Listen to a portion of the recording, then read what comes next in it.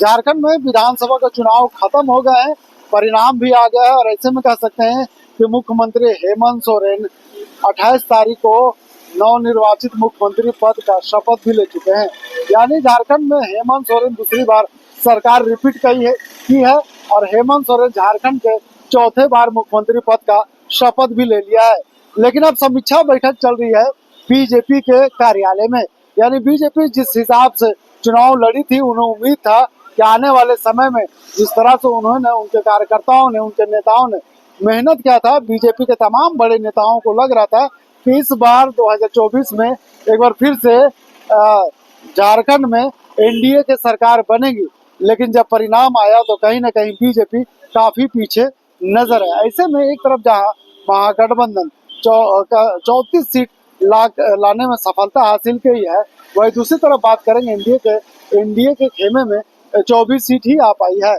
तो कहीं ना कहीं बीजेपी के तमाम बड़े नेता इस वक्त अब प्रदेश कार्यालय में, हम देख सकते हैं इस वक्त प्रदेश कार्यालय में है और प्रदेश कार्यालय के भीतर बीजेपी के जो झारखंड के प्रभारी लक्ष्मीकांत वाजपेयी, बीजेपी के प्रदेश अध्यक्ष बाबूलाल मरांडी और बीजेपी के जो संगठन मंत्री करमवीर सिंह समेत जितने भी चुनाव में हारे हैं प्रत्याशी, वो तमाम प्रत्याशी इस वक्त समीक्षा बैठक में शामिल हुए।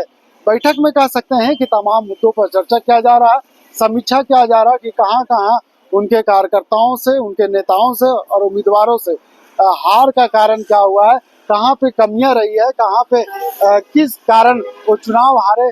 तमाम ऐसे मुद्दे हैं जो बैठक के दौरान की जा रही है। फिलहाल तो ये नहीं कह सकते हैं कि बैठक में क्या कुछ चल रहा है, किन मुद्दों पर चर्चा हो रही है।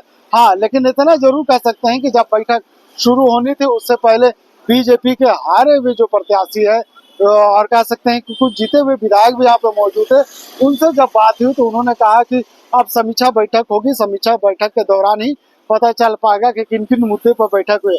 फिलहाल चलिए हम पहले आपको सुनाते हैं कि बीजेपी के कार्यालय जब समीक्षा बैठक में पहुंच रहे थे तमाम नेता, तो क्या कुछ कहते हुए नजर आ रहे हैं। कैसे देखते हैं युवाओं के इन मुद्दों को? देखिए, मुझे लगता है कि झारखंड के नौजवानों के साथ अन्याय हुआ, चाहे नौकरी के नाम पर, बेरोजगारी भत्ता देने के नाम पर, परीक्षा लेने के नाम पर, जो पेपर लीक का मामला था, हम लोगों ने इस विषय को गंभीरता से लिया था और हमारी सरकार अब नहीं बनी, नई सरकार को सोचना है झारखंड के नौजवानों के साथ कैसे न्याय हो। सरकार हमारी नहीं बनी है, सही है, लेकिन सड़क पर उतरकर संघर्ष करने से हमें कोई रोक नहीं सकता है। और जब जब अन्याय होगा, जो अन्याय हुआ उसके लिए भी और भविष्य में भी जो अन्याय हुआ या होगा, तो उसके लिए भी हम लोग सड़क पर उतरकर संघर्ष करेंगे, सरकार को मजबूर करेंगे। अब तो विपक्ष का धर्म यही है। वीरेंद्र जी, क्या कारण रहा आपकी सीट पे हार का? देखिए, अब तो कारण जानने के लिए यहाँ बड़े नेता आए हैं, लोग बैठेंगे, विचार करेंगे। मुझे इतना ही कहना है कि मैं तो पिछली बार 2019 में मुझे 1,12,000 के करीब वोट आया था। इस बार मेरा वोट बढ़ा है, मुझे 1,26,231 वोट मिले, तो लगभग 14,000 से ज़्यादा वोट मुझे मिले इस बार, पिछले बार की तुलना में।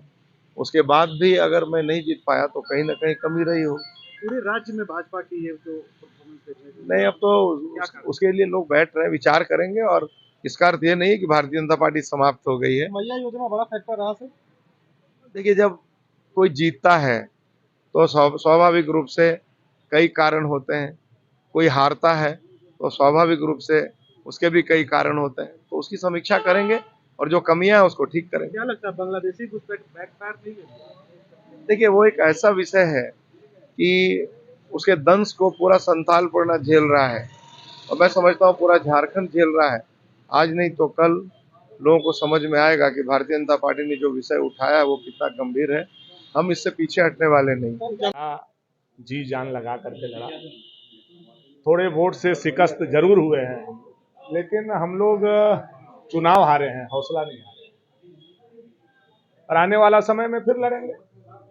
विपक्ष में बैठने का, रहने का, लड़ने का अवसर और अनुभव दोनों हम लोगों को मिला है। उसका फायदा झारखंड को पहुंचाने का काम करेंगे। आज से तो आप लोग देख ही रहे हैं कि सरकार ने बोला क्या, किया क्या, कर क्या रहा है।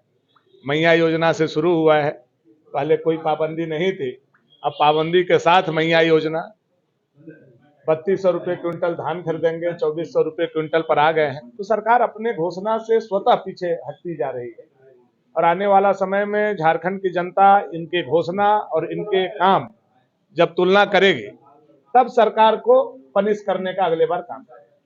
तो चूक क्या लग रही है जो मैया सम्मान योजना था, बिजली बिल माफी थी, क्या उसी का एक नतीजा जो है वो फिलहाल हम लोग को देखने को मिल रहा है? देखिए, बहुत सारा कारण होता है, कोई एक कारण जीत और हार का नहीं होता है, बहुत सारा कारण है। आज उसका समीक्षा होगा तो लहर के बाद आप जीत लिए हैं, क्या वजह मानती है इंदिरा जी? सबका स्नेह, सबका आशीर्वाद, सबका विश्वास, उसी को लेकर के हम काम करते हैं और वही किए। सबसे पहले तो केंद्र और प्रदेश नेतृत्व ने हम पे भरोसा किया, इसके लिए उनको आभार।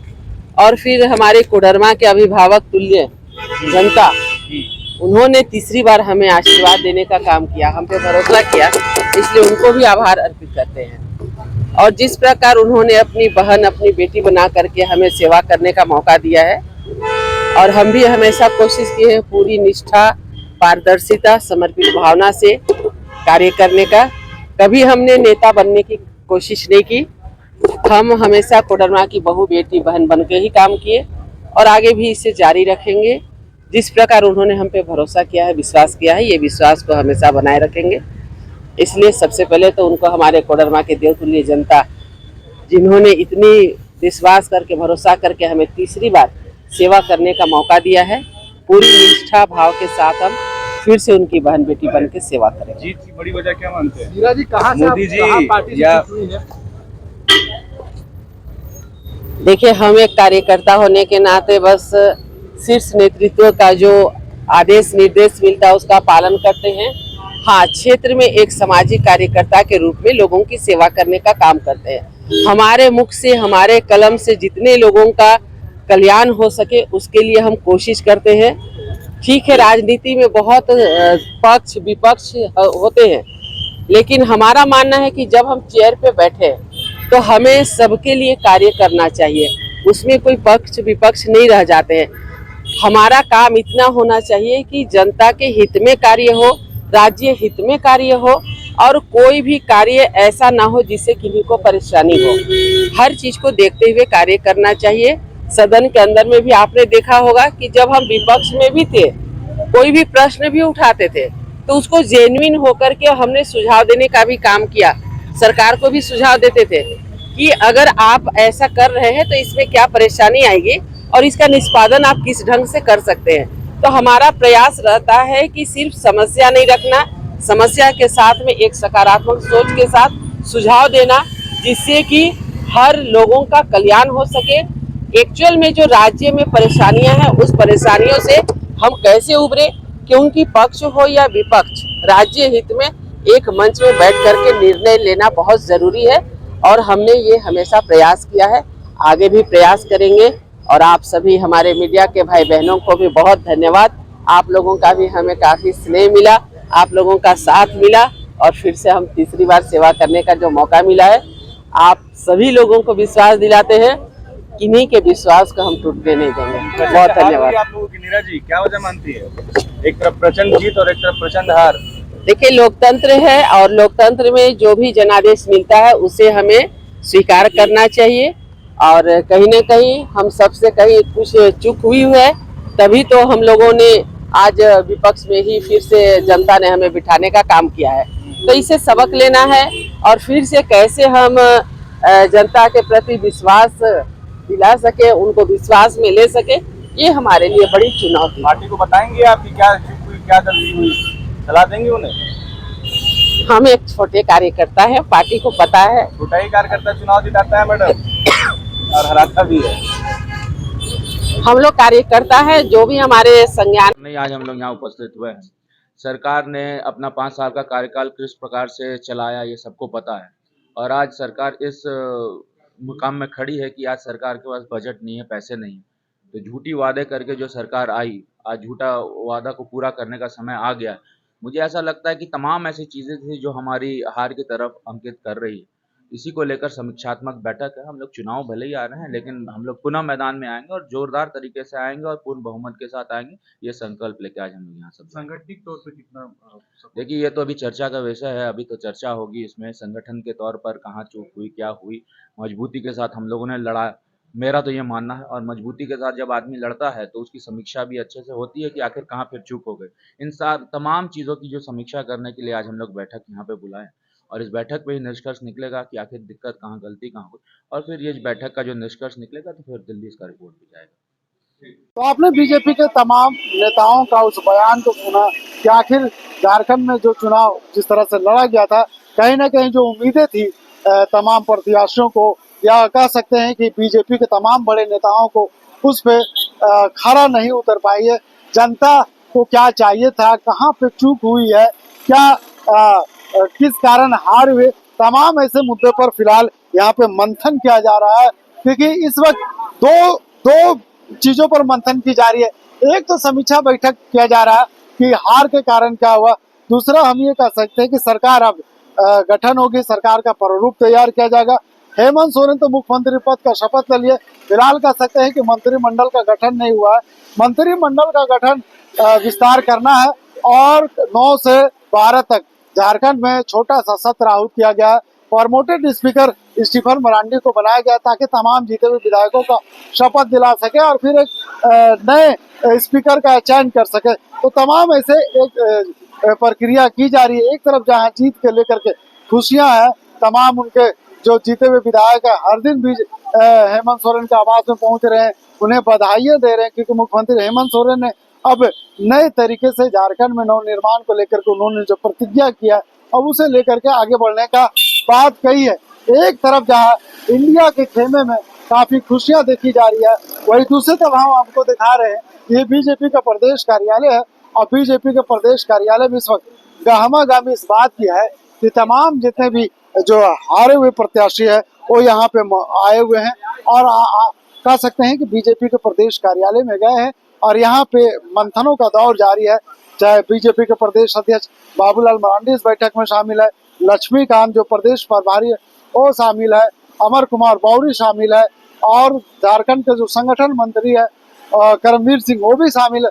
तो कहीं ना कहीं आज बैठकों का दौर जारी है, लंबा बैठक होने वाली है और समीक्षा बैठक में ये महसूस किया जाएगा, ये आकलन किया जाएगा कि कहाँ हार हुआ है, कहाँ कमियां रही है और इसे अगले बार जब 2029 को चुनाव हो तो उस चुनाव में उसे पूरा किया जाए। साथ ही साथ जो सरकार का गठन हुआ, सरकार का जो विस्तार होगा और जब सत्र शुरू किया जाएगा झारखंड में, तो कहीं नहीं ये सत्र में क्या मुद्दे होंगे, सरकार को घेरने के तमाम तरीके को विधायकों के बीच में रखा जाएगा, किस तरह से अगर सरकार को घेरने का काम करेगी बीजेपी। तो तमाम ऐसे मुद्दे हैं जो इस वक्त बीजेपी के प्रदेश कार्यालय में चल रही है भीतर खाने से। फिलहाल हम जो आपको तस्वीरें जो दिखा रहे हैं ये प्रदेश कार्यालय का है।